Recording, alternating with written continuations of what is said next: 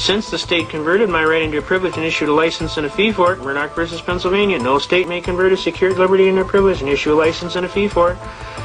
And if they do, Shuttlesworth versus Birmingham, Alabama says I may ignore the license and the fee and engage in the right with impunity. That means you can't punish me.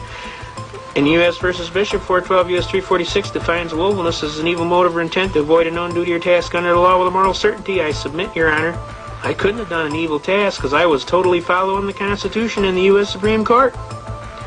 I would submit that prosecution counsel's burden is to prove that I did willfully and knowingly avoid a known duty or task under the law, namely to get the license.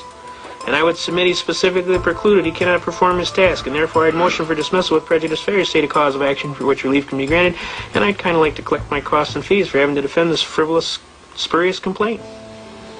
The judge rolls back in his chair with a great big smile, and he turns to the counsel for the prosecution. He says, "Well, Mr. Prose, what do you think we ought to do about this young gentleman?" The prosecution